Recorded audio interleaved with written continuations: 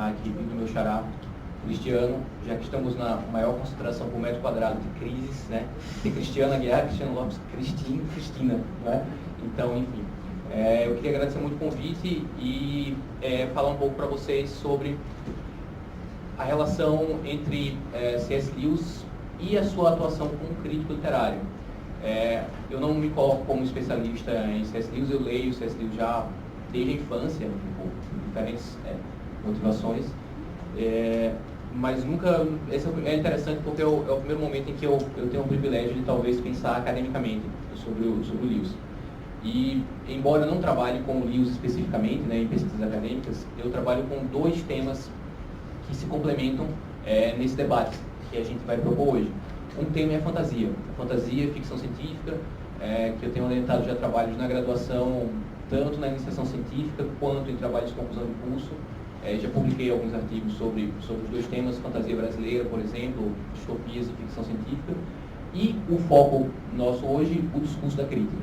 E o discurso da crítica é o que tem tomado meu tempo nos últimos anos. Então, eu tenho pensado nos últimos anos, e é o que tem, talvez, composto boa parte do meu corpo de publicações acadêmicas recentemente, o que é a crítica literária, como ela se constitui, quais são as suas modalidades no mundo contemporâneo e, principalmente, quais são os valores que fundamentam a crítica literária. Porque todo crítico, ou toda crítica literária, ela parte de valores literários de uma visão de mundo. Apesar das metodologias de leitura, ou apesar das teorias literárias, ou das teorias linguísticas, ou das diferentes teorias culturais que podem dar corpo a uma reflexão crítica, no fim das contas, a crítica literária é uma experiência de leitura. É uma experiência de leitura e ela vem de uma visão individual, que, claro, é mediada por uma série de fatores, que são sociais, teóricos, metodológicos, etc, etc. Então, nos últimos anos, eu tenho tentado pensar os fundamentos de algumas experiências críticas. Então, por exemplo, só para fechar essa introdução, como é feita a crítica, por exemplo, em meios digitais. É algo que tem me ocupado, e no caso, por exemplo, do fenômeno dos booktubers. O que fundamenta os booktubers? Então, há um artigo já publicado há algum tempo sobre a base de valores literários dos booktubers, e é bem interessante que, no caso específico que eu busquei, que foram as reflexões de uma booktuber bem famosa, os valores literários dela não são muito diferentes dos valores literários de um professor universitário de letras padrão, digamos assim, na média. E há um outro artigo agora que vai sair sobre a relação entre o booktuber e a crítica de rodapé, dos anos, principalmente que teve seu auge entre os anos 30 e 40, e eu faço uma comparação entre o discurso crítico de uma booktuber e um texto do Augusto Frederico Schmidt, que foi um poeta modernista, mas também foi um crítico de rodapé. E por aí a gente caminha. Então, ou a relação entre a crítica jornalística e a crítica acadêmica, de que maneira a gente conta uma história da crítica literária no Brasil como se elas fossem experiências dicotômicas que se separam, mas que, na verdade, quando a gente vai olhar os textos, elas se alimentam mutuamente. E, então, de alguma maneira, o que eu vou fazer com o Lewis é um primeiro rascunho, de algumas ideias, para desenvolver depois um artigo, para a gente pensar em publicar. E essa reflexão pensa quais são os fundamentos, que valores literários fundamentam a crítica do C.S. Lewis. Aqui está a imagem do Lewis. E aqui, então, eu coloquei para vocês os 4... nossa, agora eu percebo que está bem... Está um pouco ilegível, eu não queria impor a vocês nenhum tipo de angústia oftalmológica. Foi involuntário, tá, pessoal? Não sei se possivelmente, se a gente conseguir apagar... acho que é melhor não, a gente não mexer, Mas eu lerei para vocês... eu coloquei aqui aquilo que eu considero os 4 polos da atuação intelectual do C.S. Lewis. Então, a gente tem, primeiro, a cosmovisão reformada, em seguida, a historiografia literária, e o foco, nesse caso, da historiografia literária é um corpus literário constituído predominantemente, não exclusivamente, mas predominantemente pela literatura medieval, a literatura renascentista e o romantismo. A gente vai voltar depois a falar um pouco, se der tempo, da importância do romantismo para o Lewis. O terceiro polo de atuação intelectual do Lewis é a crítica literária. E aqui fascinante, porque o Lewis é um escritor que é crítico, e é um escritor que é crítico, que é acadêmico, mas que não se furta a usar o espaço do jornalismo cultural, como uma forma de debater a literatura. Então ele tinha essa perspectiva de que literatura é algo que pode fazer parte do debate público mais amplo. Isso já é uma das lições que o Lewis traz para a gente. Então literatura não é apenas o polo da criação ficcional, ou não é apenas aquilo que a gente trabalha nos muros ou nas salas de aula das universidades, mas a literatura ela pode falar com um público mais amplo também. Isso ecoa um pouco, eu acredito, a atuação como teólogo leigo, né, do Lewis. E, por fim, a literatura fantástica. Então, o Lewis, ele basicamente escreveu literatura fantástica, né, e ele se dividiu, de modo geral, em 2 registros do fantástico que, durante muito tempo, foram menos valorizados pelos estudos acadêmicos e que hoje tem tido, de fato, um boom, né. Nas suas reflexões, um dos exemplos é esse evento. Né? Esse evento, ele provavelmente não seria concebível há 15 anos, talvez, ou há 10 anos atrás. Né? Então, no caso do Lewis, ele trabalhou nos registros da fantasia, da literatura de fantasia. A gente pode depois tentar defini-la de alguma maneira, não é uma foco aqui, mas a gente pode conversar sobre isso. E no registro também da ficção científica. Uma ficção científica muito idiosincrática, porque a ficção científica do Lewis deve menos a um Júlio Verne, um H.G. Wells ou um Isaac Asimov, e mais a um certo pouco de romances filosóficos do século XVI e XVII.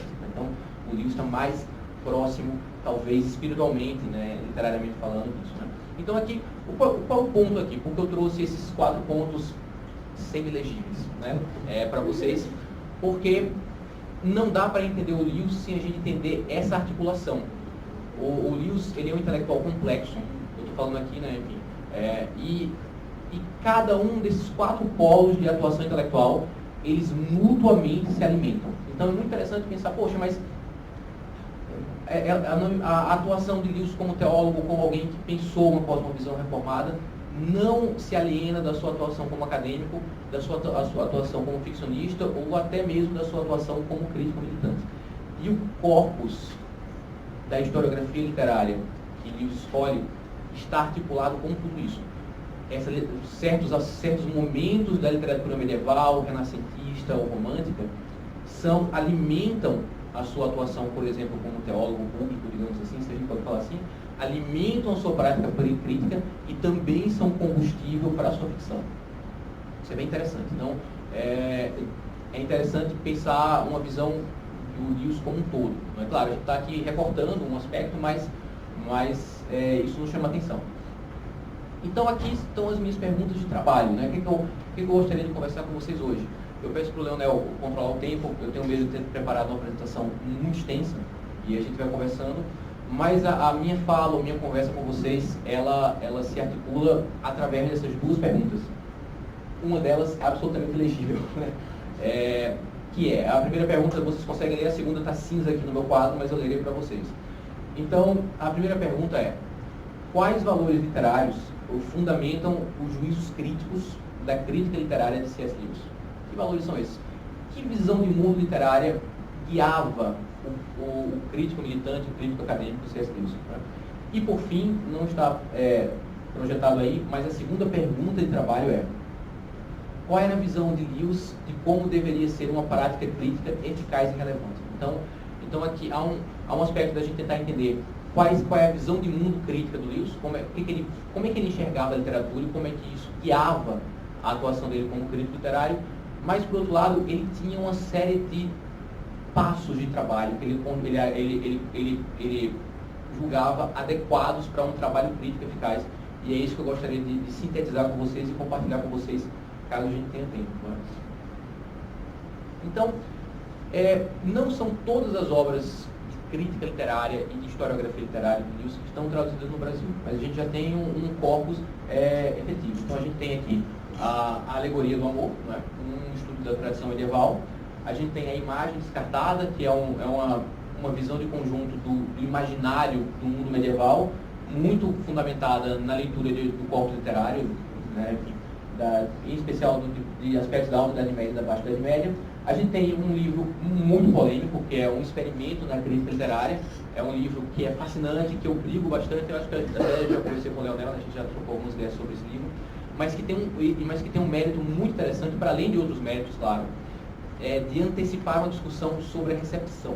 Né? Então, Lewis ele tenta fundamentar um juízo de valor sobre as obras literárias, sobre o que é bom ou o que é ruim, não apenas no gosto ou na perspectiva individual do crítico legitimado, mas em uma observação da sucessão de leituras que essa obra possui. E ele aqui é uma espécie de pré-teórico da recepção desse livro. De alguma maneira, ele antecipa, de alguma forma, essas perspectivas.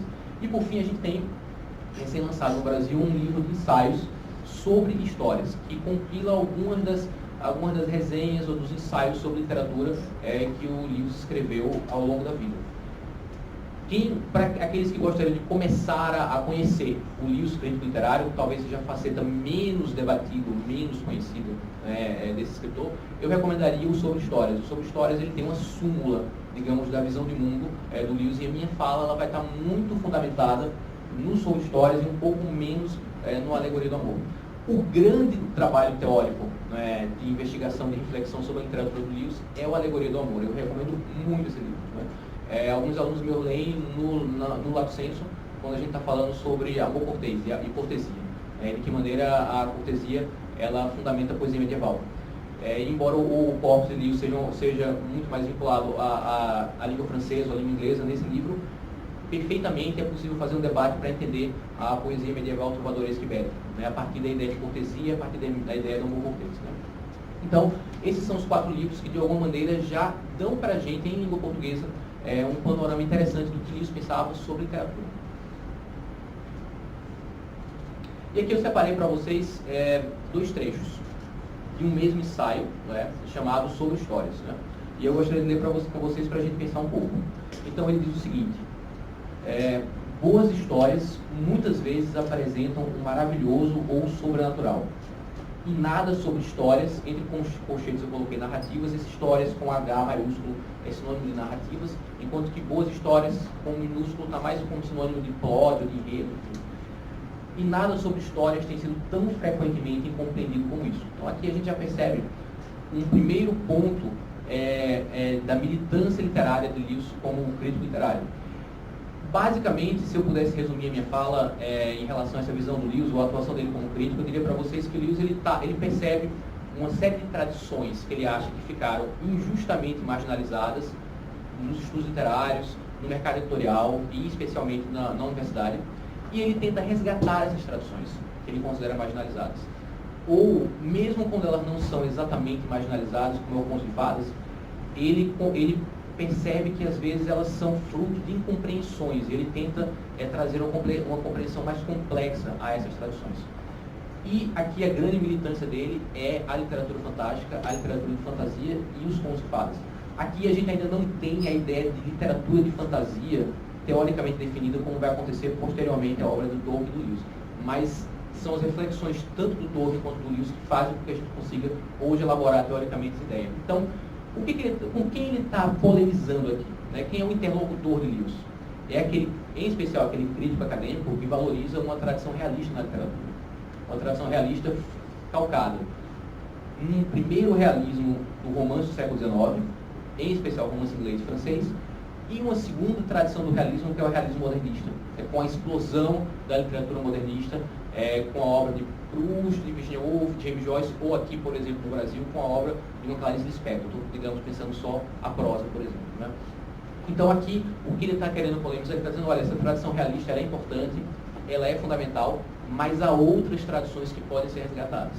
E aqui vejam como o Lewis, crítico literário, ele está em harmonia, ou está dialogando com o Lewis, por exemplo, escritor.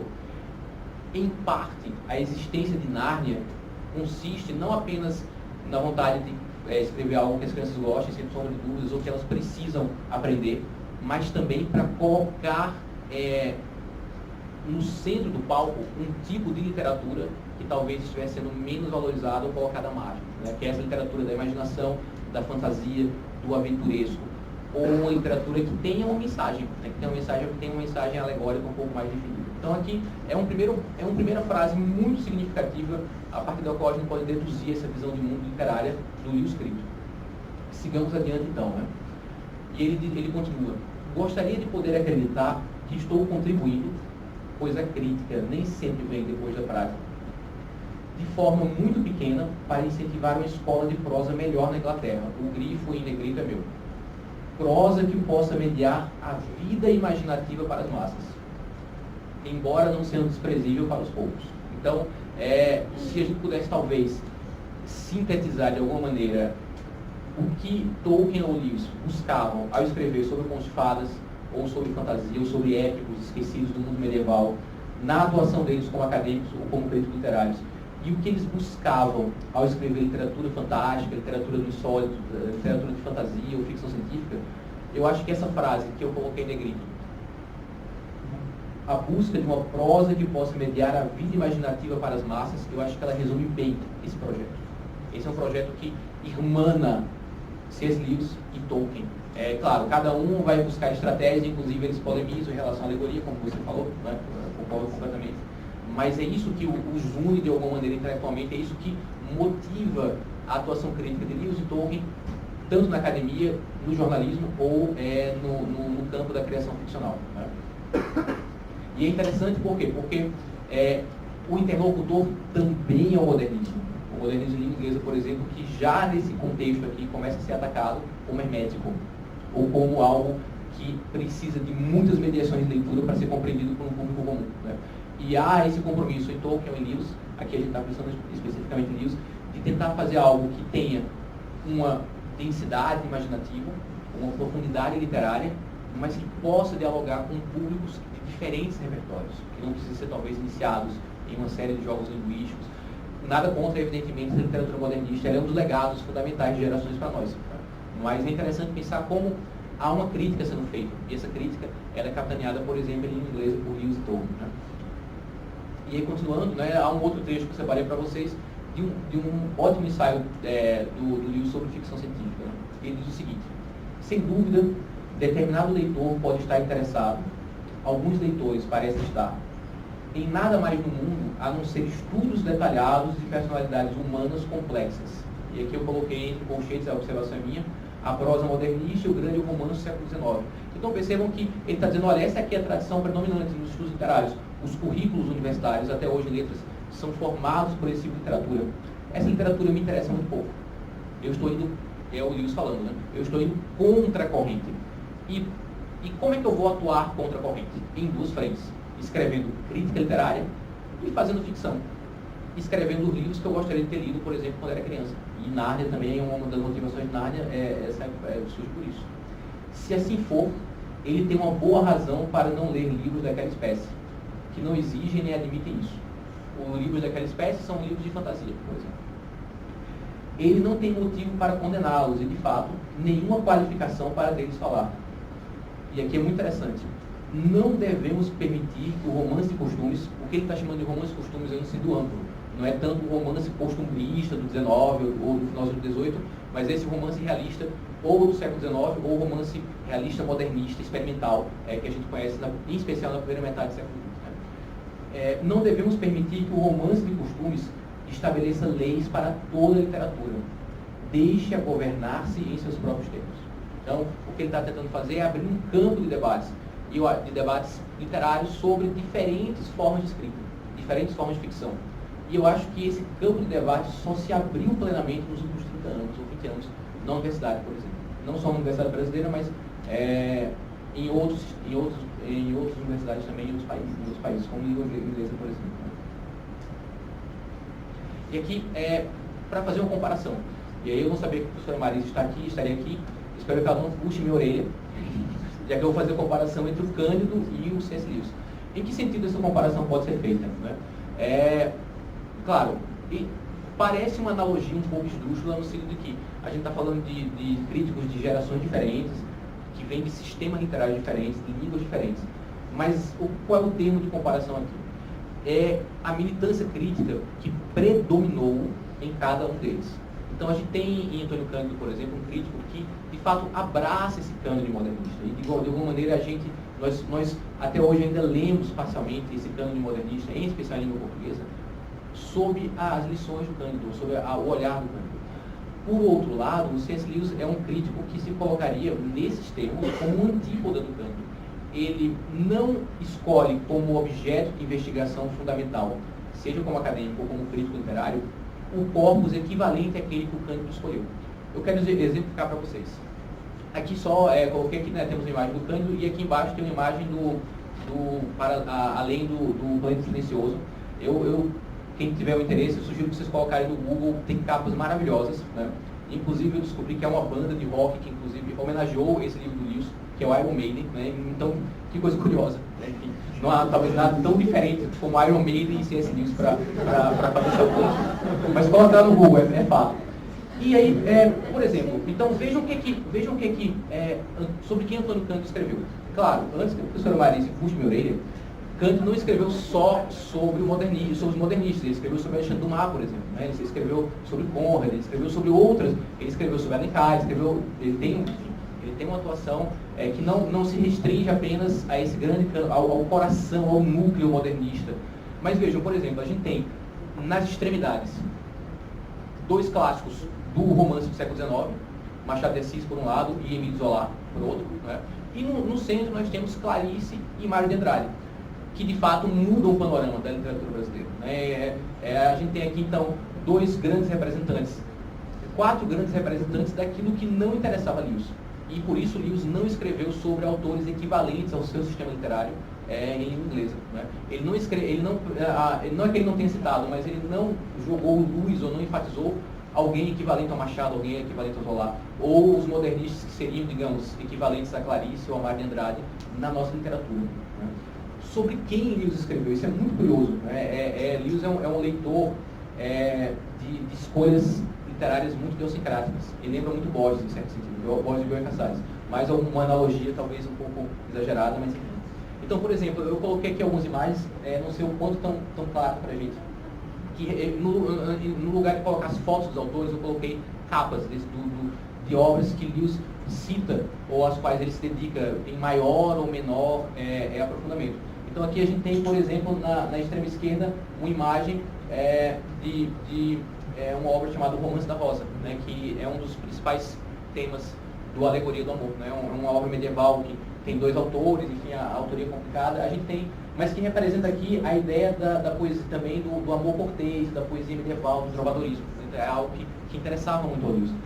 A Odisseia, né? Inclusive ele na resenha que ele escreve sobre o Senhor dos Anéis, ele chama basicamente, literalmente, o Senhor dos Anéis de uma nova Odisseia, né? Não exatamente com esses termos, mas ele faz essa comparação. Ou aqui está a capa, né, do Romance da Rosa, e aí a gente tem, por exemplo, o Senhor dos Anéis, né? A capa aqui, tem um livro muito interessante do George MacDonald, chamado Fantastes. Eu não sei se há tradução desse livro no Brasil. É um livro que faz a cabeça do Lewis e do Tolkien, e quando a gente vai fazer História da Fantasia, né? É um livro que ele está como precursor da História da Fantasia, assim como esse Worm Ouroboros, né, do E.R. Edson, que também é um texto que Lewis cita obsessivamente, né, e que também está na base do início da ideia de fantasia, lá para o final do século XIX, começo do século XX. O MacDonald, por exemplo, é um autor ligado a um romantismo, ou um pós-romantismo, mas que ele está absolutamente secundário em qualquer história da literatura sobre esse período, né? Ele é talvez considerado sequer um escritor de segundo time, mas talvez terceiro time, ou terceira divisão, né? Da literatura do próprio romantismo. A mesma coisa com Edson, por exemplo, né? Então a gente tinha uma série de escritores pós-românticos do final do XIX, do começo das primeiras décadas do século XX, que foram escolhidos por Lewis como os principais, né, motivos para a sua investigação como crítico. Então não é Charles Dickens, por exemplo, que vai ocupar a boa parte dos neurônios de Lewis, mas sim um autor como George MacDonald, por exemplo, né?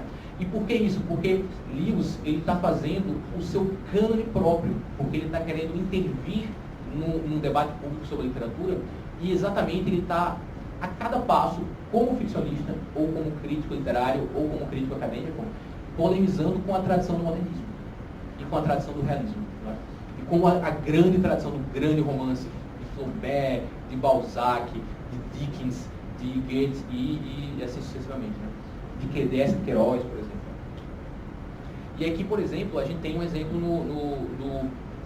de como Lewis escreve, e ele escreve apaixonadamente. Essa é uma outra coisa muito interessante. Ao mesmo tempo que Lewis ele defendia uma certa objetividade e imparcialidade na produção crítica, ele não deixava que isso desenergizasse o estilo da sua crítica. Isso me chama muita atenção. E eu gosto muito de críticos que têm um estilo definido. Né? Lewis, metodologicamente, ele tenta criar uma objetividade ou uma certa busca de imparcialidade para as obras que ele avalia, mas ele debate essas obras com paixão. Há uma paixão, uma energia crítica que eu acho admirável e que eu acredito que seja uma das lições interessantes para a gente observar da prática crítica de Lewis. Então vejam, por exemplo, o que ele diz sobre O Senhor dos Anéis. Tal livro é como um raio num céu claro, tão marcadamente diferente, tão imprevisível em nossa época quanto as Canções da Inocência, de Blake. Aqui ele cita algo mais canônico, mas que é um cânone sempre desconfortável. Né? O foro em sua. É inadequado dizer que nele o romance heróico, grandioso, eloquente e franco, repentinamente retornou, e aqui, vejam que fascinante, repentinamente retornou em um período de antirromantismo quase patológico. Ele se ressentia desse antirromantismo quase patológico. E vejam que esse texto sobre O Senhor dos Anéis é um texto de militância crítica, que estabelece uma base de tentar criar resistência a isso que ele enxerga como um antirromantismo patológico. Veja que aqui o quase patológico. Veja que o problema com Lewis não é voltar ao século XIX, ele não quis isso, eu concordo completamente com você. Né? Mas ele percebe que talvez essa tradição crítica da teoria literária, modernista, do realismo, tenha desprezado excessivamente aquilo que ele considerava um legado importante, não só do romantismo, mas inclusive de outras tradições literárias que viam que você poderia fazer o fio da meada, inclusive a partir da Idade Média. Né? Para nós, que vivemos nesse período estranho, o retorno e o alívio absoluto que ele traz é sem dúvida importante. Então, veja como ele se coloca, né?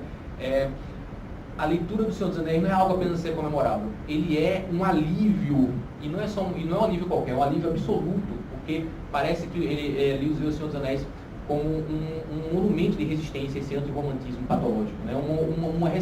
Finalmente uma resposta de fôlego, ele está certo, a essa tradição modernista do romance experimental, do grande romance realista psicológico, por exemplo.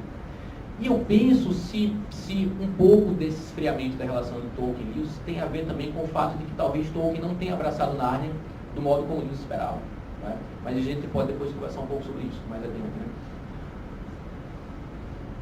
Mas a história é registrada no próprio romance, uma história que remonta à Odisseia e vai além, não faz um retorno, mas um avanço ou uma revolução, a conquista de um novo território. Aqui, mais uma vez, ele é preciso. Porque o que Lewis e Tolkien fazem com Nárnia e com Seus Anéis é criar a moderna fantasia. Essa fantasia que estava aqui absolutamente periférica, com George MacDonald, por exemplo, né, como uma espécie de tronco, de desdobramento esquecido e marginal do romantismo, né, se torna não só algo que vai ser central hoje em discussões acadêmicas, como se torna um valor de mercado editorial. Né, a partir de Tolkien e de Lewis que essa tradição da fantasia do final do século XIX e do começo do século XX, ela se moderniza e a gente tem uma série de imitadores. Um dos mais famosos hoje é o George Martin, né, com Game of Thrones, por exemplo, que estão fazendo, ou o Harry Potter, enfim, entre outros, né, entre outras fantasias que fazem muito sucesso por aí. Então, para fechar, já chego aqui aos 2 textos da apresentação, né, para fechar, eu só, a partir da leitura, né, do Sobre Histórias e do Alegoria do Amor, quais são os valores literários que fundamentam o juízo crítico de Lewis? São esses aqui que eu aponto para vocês. Primeiro, Lewis se posiciona como um antimoderno dentro da modernidade. E não nos enganemos, não há nada mais moderno do que ser antimoderno. Inclusive, a modernidade nasce com uma crítica a ela própria. Né? Lembro de Baudelaire, por exemplo, né? das Flores de Mal, por exemplo. Né? Ou de todo o ethos da poesia simbolista francesa, por exemplo. Então, Lewis faz parte de uma honrosa tradição que, ao criticar a modernidade, se torna puramente moderna. Né? Então, e essa contradição, porque essa contradição da modernidade em si. Né? Então, Lewis se posiciona como antimoderno dentro da modernidade, renegando parcialmente. A recusa de Lewis em relação aos cânones modernistas não é 100%. Né? Ele não renega completamente esses cânones, ele renega parcialmente esses cânones, em especial do High Modernism da primeira metade do século XX. T.S. Eliot, Ezra Pound, James Joyce, Virginia Woolf, etc. Todos esses que nós colocamos no pedestal, Lewis olha e fala, não, isso é importante, mas olha, tem aquele aqui no século XIX que fez umas histórias sobre elfos, sobre fadas, isso aqui é que é o interessante para mim, né, e para a literatura que eu quero construir. Né? Então, esse primeiro valor, ele perpassa toda a crítica acadêmica de Lewis e a crítica militante de Lewis, como crítico jornalístico, por exemplo. Né? Segundo valor literário, Lewis privilegia, portanto, valores literários que correm como marginais ao cânone acadêmico, enfatizando tradições literárias consideradas antiquadas, a poesia alegórica, por exemplo. Quem estuda a poesia alegórica, inclusive hoje, né? Quem estuda essas alegorias, né?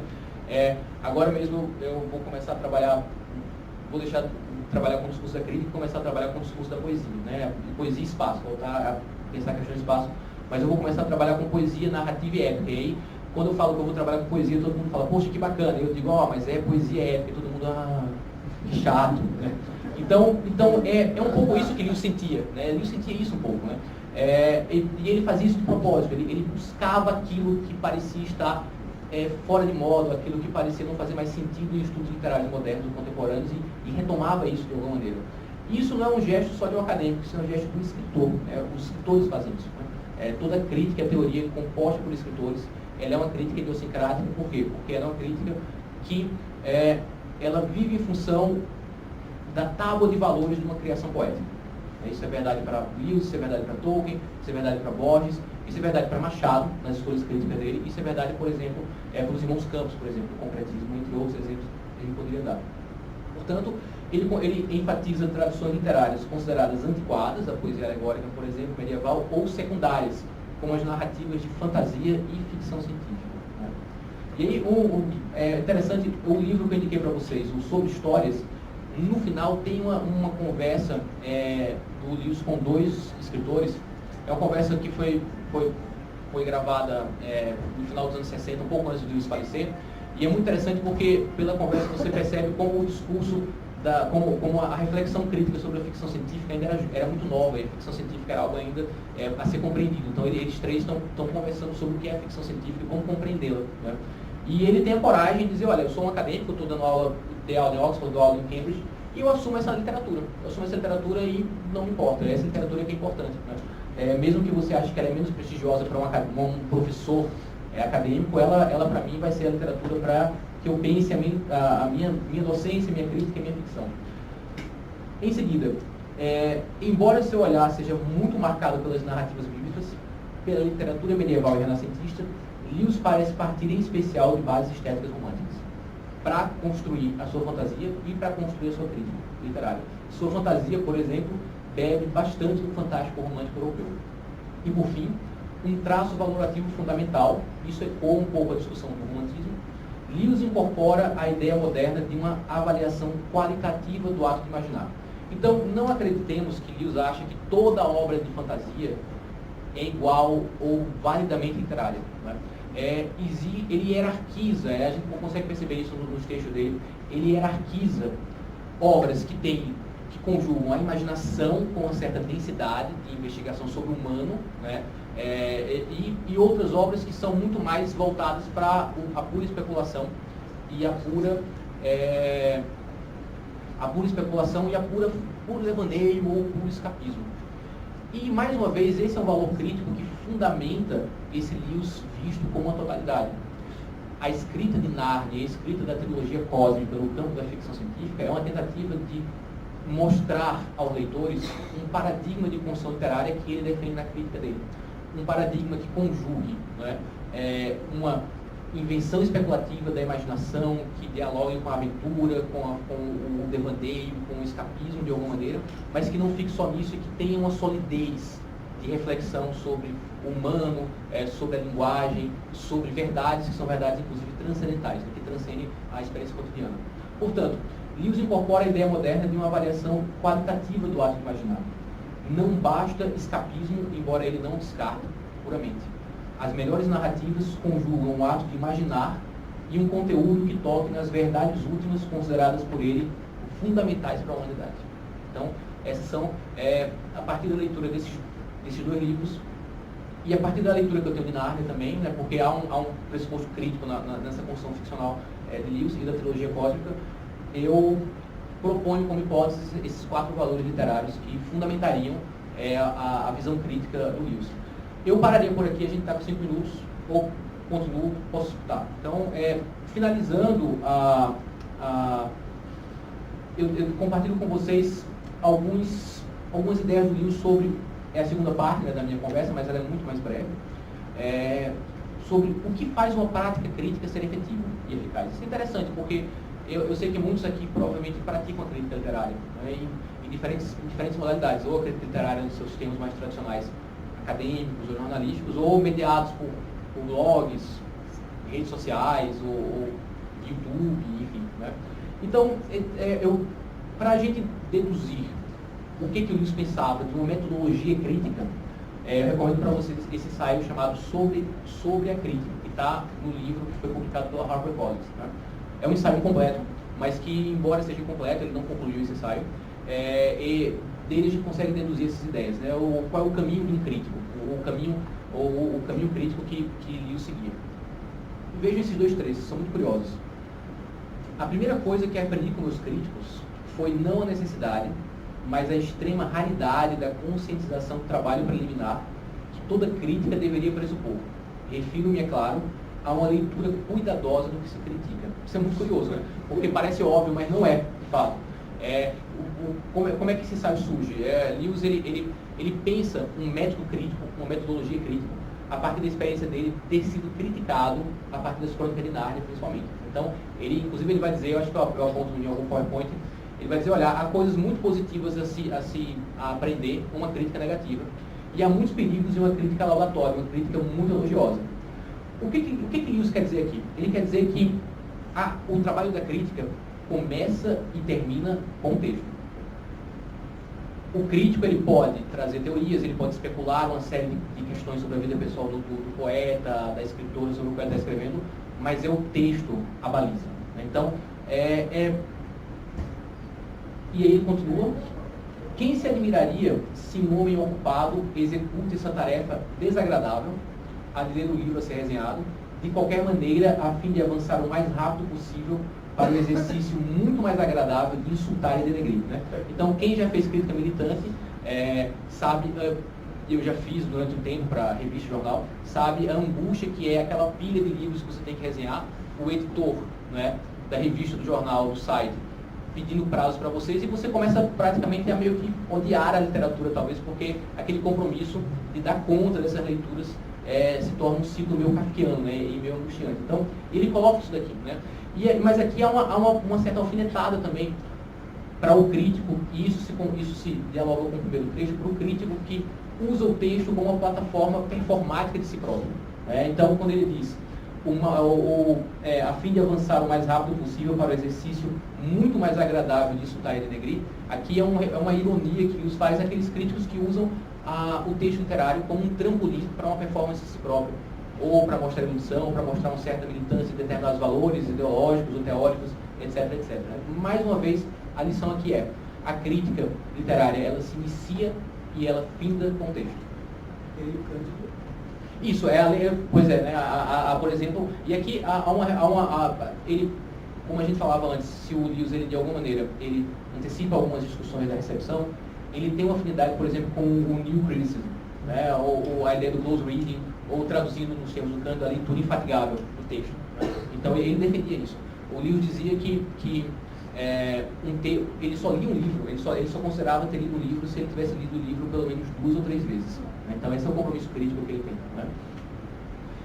Então, aqui, em alguns momentos eu trouxe trechos, em outros momentos eu parafraseei. Então, continuando. Qual é a visão de Lewis de uma prática crítica eficaz e relevante? E aí já estou finalizando. Uma resenha elogiosa pode não ser aquilo que o escritor em determinado momento precisa ouvir. Então, às vezes, o crítico ele precisa dar mais notícias ao escritor, embora o crítico precise entender que a sua perspectiva não é uma verdade absoluta sobre o texto. Né? É uma experiência de leitura que ele vai compartilhar com os seus leitores da sua resenha e com o autor ou a autora daquele livro. Portanto, Lewis, ele aceita a ideia de que a resenha, a crítica literária, não pode ser apenas elogiosa, não pode ser apenas positiva. Há um espaço para a crítica negativa também, né? Ou para esse agradável arte de insultar e denegrir, como ele ironiza no trecho anterior. E ele continua: É preciso cuidado ao escrevermos sobre um clássico a respeito dos lugares comuns que com o tempo se agregam a ele. Abro aspas para o trecho. Sobre as obras mais obscuras, ainda circulam as ideias de um crítico para outro que, obviamente, não foram verificadas pela leitura real. Mais uma vez, a crítica começa e finaliza um texto. Mas, às vezes, nós, professores ou nós críticos, nós reproduzimos leituras que muitas vezes nós não fizemos de obras literárias. Nós reproduzimos chavões críticos. E a obra do livro, ela sofre um pouco, eu acho, disso também. Né? Tem alguns chavões críticos que vão sendo ditos sobre ela e que são reproduzidos, às vezes, sem a atenção com as minúcias, por exemplo. Então isso aqui é algo bem interessante que chama a atenção da gente. E ele continua, né? Não deixe ninguém tentar ganhar a vida sendo resenhista, exceto como último recurso. Viver noite e dia com aquela montanha desesperadora de livros novos, na maior parte desagradáveis, de fato, muito pode ser desculpado em alguém tão escravizado. Né? Então você pode virar professor, pode virar editor, mas talvez não vire, ou escritor best-seller como livros, mas não vire, talvez resenhista e viva só disso, embora seja muito improvável que a gente consiga viver só de crítica literária hoje em dia. Né? Então, o crítico deve se ater, como ponto de chegada e conclusão, às dimensões do texto.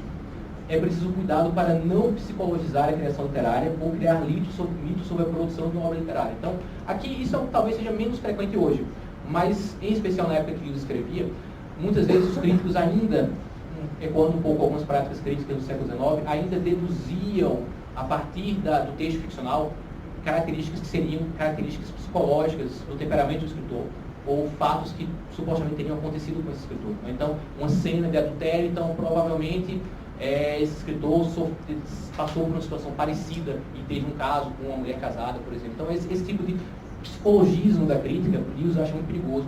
E o antídoto para isso é se ater ao texto. Né?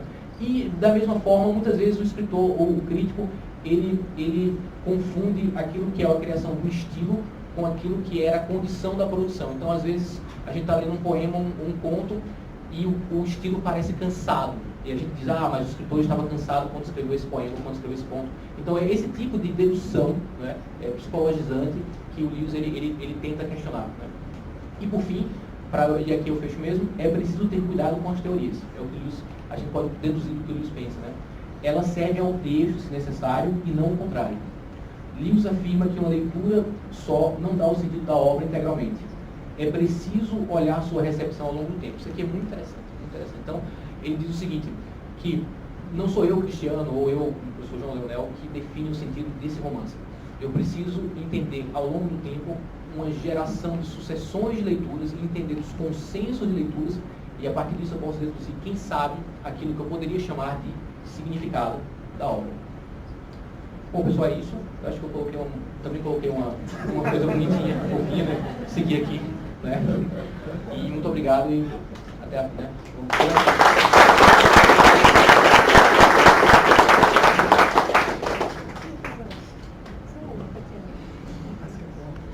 Você perguntou? Não, eu queria só comentar a colocação do professor, eu achei muito boa, né? Parabéns e obrigada. Acho que casou bastante, né, as duas colocações. Sobre a questão do romantismo, que eu fiquei na cabeça, a questão era mesmo da linha do modernismo que nasce do romantismo, né? Essa crítica que eles tinham, né? Do modernismo. Porque o modernismo era uma proposta contra a modernidade. E esse modernismo que nasce do romantismo também. Mas eu achei muito interessante você colocar, né, desse romantismo que também tem os valores medievais e antigos implícitos, que sim, esses eles resgataram. Então tinha essas duas vertentes. Mas eu queria aproveitar, pode fazer uma pergunta? Se hoje você acredita que existem escritores que são resistência como Tolkien e Lewis, modernos, atuais? Sim. E quais você diria que são? Sem dúvida, essa tradição crítica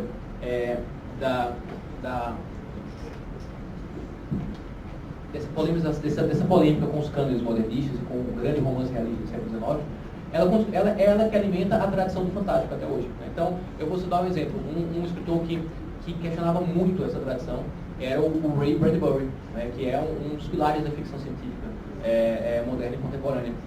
Então, em certa medida, eu acredito que o Asimov também questionava muito isso. Por outro lado, o que a gente tem? A gente tem hoje alguns escritores que, dentro dessa tradição da fantasia, do insólito, da ficção científica, eles fazem a crítica dos críticos do modernismo, dizendo, olha, aqui tem algumas coisas que podem ser aproveitadas, alguns procedimentos, algumas maluquices dos grandes modernistas que poderiam ser aproveitados para a ficção científica. A gente tem um exemplo, por exemplo, de um escritor britânico que eu gosto muito, que é o China Miéville, né, que ele aproveita isso, ou o Jeff Vandermeer, que tem pensado algumas coisas sobre junções de contribuições das altas investigações literárias do modernismo com a tradição do gótico, com a ficção científica e com a fantasia, por exemplo. Ou o próprio George Martin, né? Então, por exemplo, a Canção do Fogo de Gelo é uma tentativa de conciliar. Essa é uma leitura bem peculiar, bem própria minha, não sei se todos concordariam. É uma tentativa de conciliar essa tradição da fantasia com as dinâmicas do romance histórico. Né? E é por isso que, de certa forma, o Game of Thrones, por exemplo, conseguiu alcançar um público tão amplo, né? Seja entre seus leitores ou na adaptação da HBO. Porque quando você vai olhar o Game of Thrones, há ali questões que não são questões que são enfatizadas exatamente pela fantasia, ou pela fantasia mais tradicional.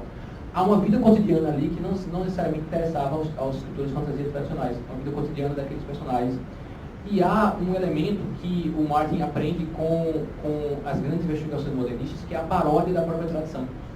Se você observar a primeira temporada do Game of Thrones, tudo ali existe em função de parodiar os grandes arquétipos da fantasia.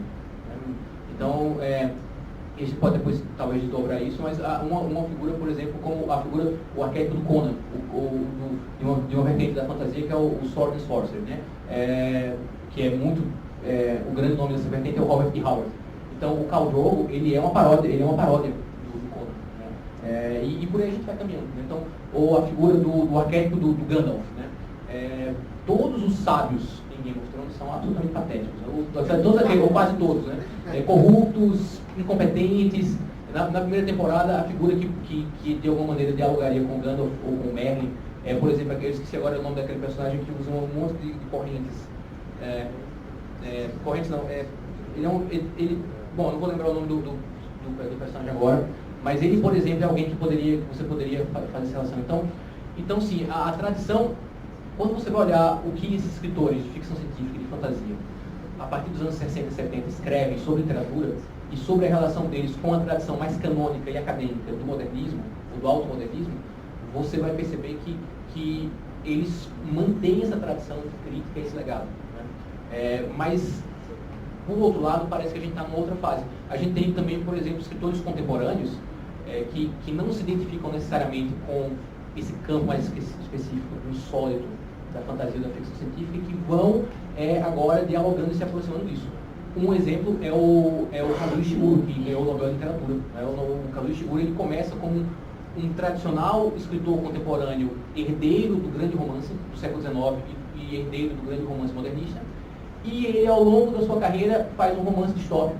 E depois, agora, alguns anos atrás, faz um romance fantasia muito calcado nas narrativas arturianas. Então, a gente tem isso. E num contexto de discussão da literatura contemporânea, a gente está começando a perceber isso agora. Que havia essas duas tradições que elas não dialogavam muito bem, ou se viam com desconfiança, e aparece uma mistura disso agora, cada vez mais.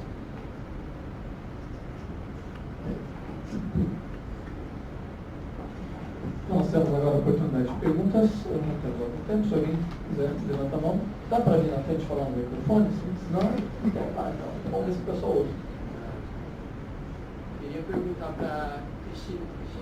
Sim. Você falou sobre alguns pontos em comum que eles têm. E eu queria que você comentasse sobre um ponto em comum, que é a defesa do meio ambiente. No C.S. Lewis, a gente vê, por exemplo, o Manhoso ele fazendo comércio com os calormanos de madeira, e parece que há uma certa crítica ao desmatamento. E parece que o Tolkien também ele trabalha com essa ideia, com essa defesa. Queria que você comentasse sobre se de fato esse é um valor que eles compartilham e como que eles apresentam isso nas suas obras? Tá, bom, primeiro eu sou mais tolkienista do que lewinista, mas eu acredito que vai ao encontro do que a gente já estava falando, né? Sobre essa crítica à modernidade. Com o racionalismo, a Revolução Industrial, o meio ambiente foi meio descartado. E eles trazem isso, né? Eu sei mais sobre Tolkien, né? Ele ficava revoltado quando caiu uma árvore, né? Ele tinha um amor muito grande pelas árvores. E tanto é que a árvore é uma árvore que raciocina, né? Que fala, os entes em geral. Então eu acredito que eles colocam isso como uma crítica, mais uma das críticas da modernidade mesmo. Você tem os seus recursos, é um pensamento sustentável, vamos dizer assim. Você tem os seus recursos e você tem que respeitar esses recursos para ter depois, para você poder usar depois. E a modernidade não, ela é meio desenfreada, né? Eu preciso desenvolver, preciso evoluir, eu preciso construir. Não pensa no deixar depois. E também eu acho que vai ao encontro do pensamento religioso, teológico, filosófico também, que isso aí é uma obra de um criador, né?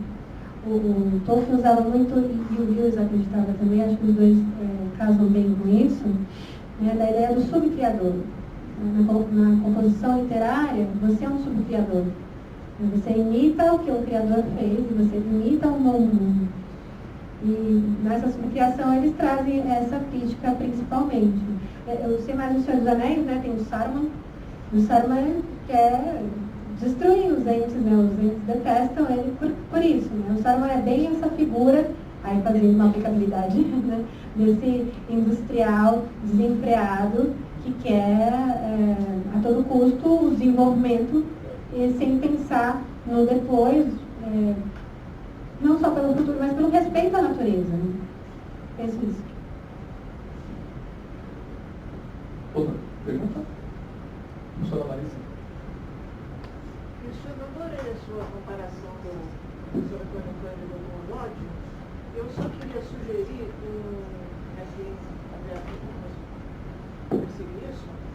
Há uma entrevista bastante recente, digamos assim, do Antônio Cândido, que está disponível na internet, num jornal chamado Brasil de Fato, onde ele praticamente o tempo inteiro ele diz algo que é muito próximo do que você apontou no Lewis, que é a importância do texto ser fundamental, a primeira e a última coisa a qual o crítico se refere. E nessa entrevista ele faz quase como uma espécie de autocrítica. Ele diz, olha, no começo da minha vida eu achava que precisava ser psicológico, sociológico, etc. Depois aprendi que não é nada disso. Eu precisava ler o texto. E a outra coisa que eu também gostei muito da sua fala, eu sou leitora do Lewis de literatura, eu um pouco falta da literatura infantil dele. Eu não conhecia essa face crítica do Lewis. Mas eu fiquei, pelo que você falou da crítica dele, a crítica aos canônicos, eu fiquei me lembrando de um romancista inglês, meio contemporâneo dele, talvez ainda vivo, que é o David Lodge, cujo tema maior é a sátira dos cursos de letras. Quer dizer, eu acho que se os nossos alunos lessem esses romances, eles são pouco produzidos no Brasil, eles mudaram um pouco de profissão, sobretudo aqueles que gostam de literatura e também escrever. Mas achei perfeita a sua comparação do Cândido com o Lewis.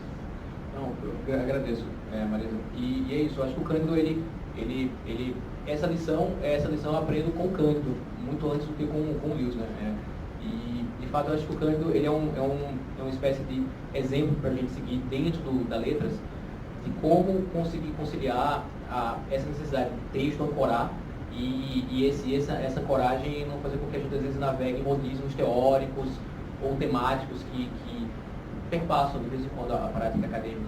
O Lewis, ele era amigo de um outro autor que fez uma paródia muito feroz do departamento de humanidades, que foi o Kingsley Amis, né? O romance mais famoso dele, eu esqueci agora o nome, acabou de ser retraduzido no Brasil, foi lançado pela Todavia. E essa conversa que eu fiz referência, que está no Sobre Histórias, Ele conversa, eu lembrei agora, o Lewis conversa com o Ames, ou Ames, e com o Brian Aldiss, que é um grande autor de ficção científica, né, excelente autor de ficção científica. E eles conversam sobre ficção científica, e então é interessante que ele tenha essa amizade com um autor que fez algo parecido com o Lodge, né, essa paródia do mundo acadêmico, do mundo das letras, né, que é bem interessante. Mais perguntas? Não temos? Já temos lá atrás. Hoje a fantasia ela fica muito voltada para a indústria cultural, sabe? Como Harry Potter, e acaba sendo. Eu queria saber se essa era a ambição do C.S. Lewis, a respeito de voltar para as coisas que estavam sendo esquecidas e para hoje que temos, sabe? Tipo, se criadores como Harry Potter, como Marvel, atende aos anseios de C.S. Lewis na época. E se, como eu tinha aplicado a respeito do que o crítico deve ser, observar uma obra por mais de uma vez, eu queria saber se hoje ainda conseguimos fazer isso, porque às vezes parece que as produções são muito rápidas, ainda mais pelo Facebook, redes sociais, e às vezes não sei se é muito confiável a gente se gastar tempo com algo que a minha visão da pessoa de colocar muita coisa ali, sabe? Por exemplo, eu estou escrevendo por 20 anos. Eu acho que é válido uma leitura muitas vezes, sabe? Uma análise diferente. Mas essa livro escreveu por um ano, sabe? E eu não sei se hoje em dia as pessoas que escrevem por uma semana só merecem talvez uma análise. Eu suponho que a pergunta é para ambos. Então temos essa última pergunta. Ao final, o senhor Acre Cristiano, né, encerra esse período. Preciso. Qual que é a dúvida mesmo? Que eu fiquei meio confusa. Sobre as produções. Você esperava que o pensamento, né, do Lewis esperava que fosse assim, a literatura fantástica, é isso, né? Eu acho que não tem como nem o Tolkien, nem o Lewis, eles medirem isso. Ele estava citando as Crônicas de Gelo e Fogo, né, a canção de Gelo de Fogo, né, Game of Thrones. Vai para uma linha muito diferente. Tem muita coisa parecida com o Tolkien e Lewis, o Martin, mas muita coisa diferente, principalmente no pensamento filosófico. Você vai encontrar muito mais o pensamento nietzschiano no Martin, enquanto você vai encontrar muito mais Aristóteles no Tolkien e no Lewis. Então, eu acho assim, do ponto de vista formal, e ele também colocou aqui uma coisa que eu achei muito legal, que é o que eu sempre via, né? Eu brinco, o que é esse borogodó louco que tem no Tolkien que atrai tanta gente no Lewis? O que é? Eles têm essas duas vertentes, né? É uma literatura de massa? Mas também não é desprezível para os poucos, né? Que dizia essa frase. É a autoliteratura? E a literatura de massa? É os dois. Então, nesse sentido, o legado que eles deixaram atrai as massas. Mas o pensamento filosófico, talvez, não. Embora, é preciso ter um Martin, né? E eu não vou dizer que o Martin é raso. Ele, na verdade, é mais um espelho do que a gente vive no nosso pensamento contemporâneo. É uma maneira de você olhar e fazer uma autocrítica. Estou vivendo. Já no Lewis e no Tolkien, aqui temos um caminho virtuoso que seria o ideal a ser seguido. Né? Talvez assim, trazendo aqui a solução. Eu vejo assim. Então, o Harry Potter já é um pouquinho mais híbrido. Ele tem, né, uma moral, ela tem uma base protestante, né? Embora ela não seja a J.K., e traga um pouco isso. Mas ela está, eu acho que no meio termo, sabe? Eu tentei anotar aqui duas perguntas, eu não tenho grandes respostas para nenhuma delas. Mas, por exemplo, em relação ao mercado editorial, né? A fantasia ela nasce como um fenômeno de mercado, a fantasia moderna. No caso de Lewis, eu não sei, eu não conheço tantas falas de Tolkien sobre isso. Mas a fala que até trouxe o Lewis aqui é clara, ele fala de massas. Né? Então, ele tem consciência, talvez porque ele já se posicionava como intelectual público, né? Enfim, de alguma maneira, como teólogo. ele tem consciência de que há uma massa que ele quer alcançar. Então, eu não vou te afirmar porque eu não tenho subsídios para isso, senão eu estaria até incorrendo exatamente no erro que ele aponta, que é projetar especulações psicologizantes sobre o ato criativo, do qual eu não tenho grandes fontes primárias. Mas eu não acredito que Lewis estava alheio a considerações de mercado. Ele sabia que havia um mercado para os livros dele, ele sabia que havia um interesse para isso. E ele olhou para isso também. Não significa que ele escreveu por objetivos puramente econômicos, mas a dimensão econômica da produção literária, ela não está, eu acho muito improvável que ela estivesse ausente das preocupações de Lewis. Então, quando a moderna fantasia surge, ela surge com 2 ultra best-sellers. A gente não está falando aqui de livros que são malditos e que foram redescobertos por novas gerações e agora são amados. Não, a gente está falando de livros que em vida dos seus autores foram fenômenos editoriais. E fenômenos, inclusive, de contracultura, o desgosto de Tolkien. Né? Senhor dos Anéis vira um livro de cabeceira de hippie, de banda de hard rock, heavy metal. E para ele tinha horror a isso. Né? Vai até sair uma biografia sobre ele agora e vai ser super interessante ver todas essas questões. Né? Principalmente a relação dele com o movimento hippie, por exemplo. Depende de como vai ser. Né? Então essa questão de mercado, falar de fantasia e falar do fantástico, da ficção científica, é falar de mercado editorial. Porque a gente está falando de uma literatura que é lida por uma elite intelectual e eu estou dizendo isso, parece pejorativo, como se fosse contra o modernismo. Pelo contrário, eu amo tudo isso. Amo meu Joyce, meu Guimarães Rosa. Mas se a gente estiver falando desse tipo de literatura, a gente tem que falar de mercado, sem dúvida, porque elas nascem num contexto capitalista do mercado editorial. Né? E o que ele acharia da Marvel e do Harry Potter? Boa pergunta. Eu posso dizer da Marvel. Por quê? Ele não ia gostar. Por que eu digo isso? Eu deduzo isso da conversa que ele tem com o Kingsley Amis e com o Brian Aldiss nesse livro sobre histórias. E eles criticam literalmente, eles estão falando da ficção científica e eles literalmente dizem, o Kingsley Amis está dizendo que os filhos dele, inclusive um dos filhos dele vai ser o Martin Amis, que é um dos grandes escritores contemporâneos em língua inglesa hoje, né? E os filhos dele estão lendo quadrinhos. E é muito improvável que não tenha sido um quadrinho da Marvel ou da DC Comics. E a base desses quadrinhos de super-herói é a ficção científica, boa parte deles.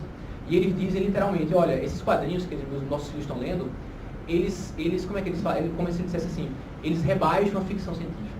Eles pegam uma coisa que é muito interessante e colocam raso. Então ele provavelmente acharia, eu estou aqui quase chegando no erro dele, mas ele muito provavelmente achava esses quadrinhos da Marvel, DC Comics, um rebaixamento, porque é aquilo que eu te falei agora, isso é coerente com a visão crítica dele.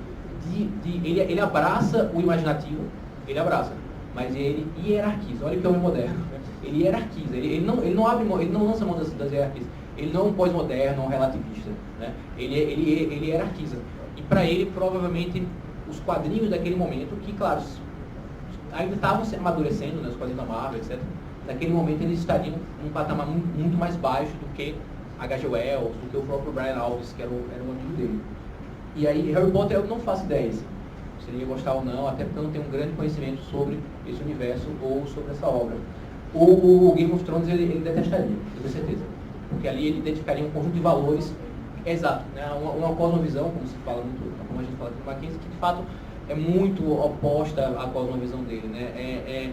Há em Tolkien e há em Lewis uma ideia de que há valores transcendentes que justificam o mundo. É isso. Né? Em Martin ou em outras fantasias contemporâneas não há isso, pelo contrário, há a desconstrução dessa perspectiva. E por fim, a questão da leitura crítica, é uma angústia nossa também. Quanto tempo a gente pode dedicar a resenhar um livro? Eu te falo, eu já tive experiência como crítico militante, voltei a fazer crítica para revista, mas agora faço quando eu posso e no tempo que eu posso fazer, no tempo que eu quero fazer. Porque eu não preciso mais disso, digamos, para viver, literalmente. E é uma angústia minha. Eu, mesmo impondo hoje, eu escrevo para a revista Pessoa e principalmente Pernambuco. E mesmo impondo meu tempo para eles, eu não tenho tempo de ler um livro 2 vezes para resenhar. Posso até ler o livro e reler uns trechos. Então, e os meus amigos que estão no jornalismo, por exemplo, que fazem resenhas, muito improvavelmente eles têm esse tempo. Por outro lado, você falou também da angústia de eu devo levar a sério alguém que passou uma semana fazendo um texto, já que o Tolkien passou 20 anos. Mas no fim isso é um pouco o que o Lewis pede para a gente repensar. Né? O que importa é o texto. As condições de produção do texto são muito importantes, elas complementam a obra, o entendimento da obra, mas se o texto funciona para você, ele foi escrito em um dia, eu morro de inveja, inclusive, né? Porque alguém conseguiu, num ato de gênio, traduzir isso em um ato performático de escrita. Isso é, para mim, irrelevante se ele demorou 30 anos. Às vezes alguém demorou 20 anos para escrever um livro e o livro não é bom, não sai bem. Então a questão temporal da produção poética, ela é importante, mas o que vale de fato é como você se relaciona com o texto que você leu. Só uma complementação rapidinho aqui. Eu acho que o Lewis e o Tolkien tem essa diferença também, que o Lewis, ele queria... a gente fala muito assim, sem entrar no âmbito político, não é a minha intenção, mas tem esse viés ideológico, não sei o que lá. Ué, vai lá e propõe, faz você então, né, produz para ser estudado. E o Lewis, acho que ele tinha esse pensamento, tanto do ponto de vista do pensamento teológico, filosófico, quanto do literário. Não, eu vou produzir. Agora a gente tem, em vez de só ficar reclamando que não tem. Vou produzir, vou propor. E ele propunha muito. O Tolkien não, ele guardava para ele, isso era importante para ele. Se não fosse empurrãozinho dos amigos, se não fosse tão bom, se as pessoas não lessem, ele não ia fazer isso. A outra coisa de demorar 20 anos, de escrever rápido, acho que tem a ver com o pensamento da fantasia. Pro pensamento, especialmente no ensaio sobre história de fadas do Tolkien, ele fala, né, o fairy, na verdade não é a fada, é um lugar. É o reino das fadas, né? O reino encantado, da reino, tem várias traduções. Né? O Reinaldo chama de féria, enfim. É um lugar. Quando você fala de história de fadas, você fala de um lugar, você não fala das fadas especificamente. Então, por isso que ele tinha muita explicação, porque se você for imitar o que existe no mundo, tem muita história, tem background, né? Eu sou filha de alguém, filha de alguém, tem uma história do Brasil, tem uma história desse rio que aconteceu isso, que aconteceu aquele desastre, porque aconteceu tal coisa. Então ele procurava construir todo esse mundo, tudo isso por trás, para quando escrever essa literatura, passou aqui e foi mais ou menos quando aconteceu a Batalha Tal, que aconteceu há 3 mil anos atrás. Mas ele só citou a Batalha Tal. Então, acho que essa demora também do Tolkien era porque ele estava construindo, o world building, né? Estava construindo um mundo. Então, como subcriador, dava muito trabalho. E o Lewis, ele colocava isso de uma maneira muito mais prática, não procurava aprofundar tanto assim. Então, acho que tem essa diferença, né? O Lewis já propôs, era um cara de ação, o Tolkien era um cara introspectivo, né? Como uma ostra, ele nasceu uma pérola. Bem.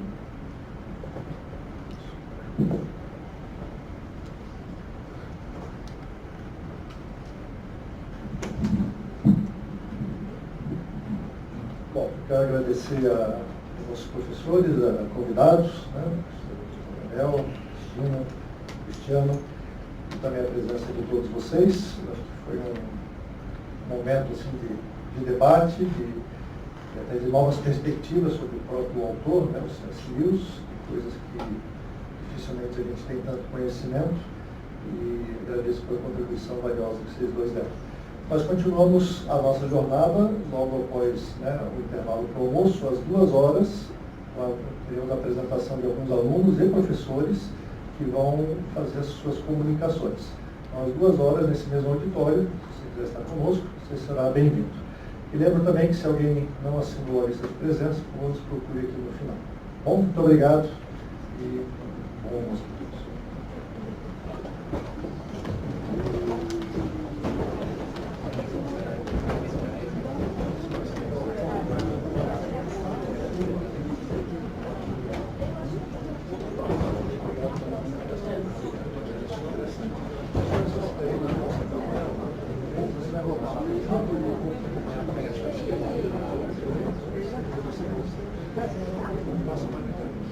Só cumprimentar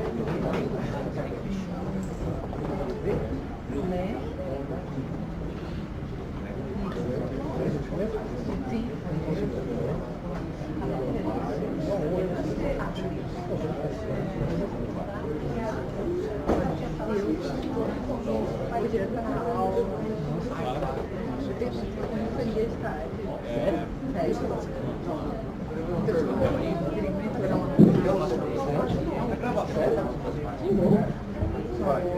fazer Eu vou divulgar isso depois. Essa é uma outra questão. Esse é um meu. Eu não sei se eu estou melhor que no canal.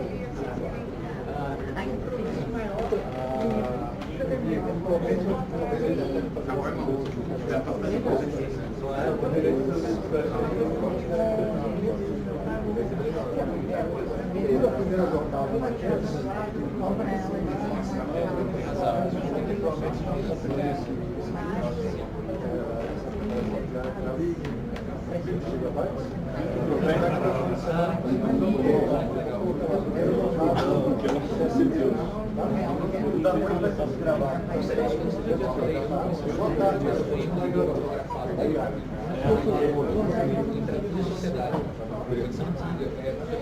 Stop, né, Maurício? Tudo bem?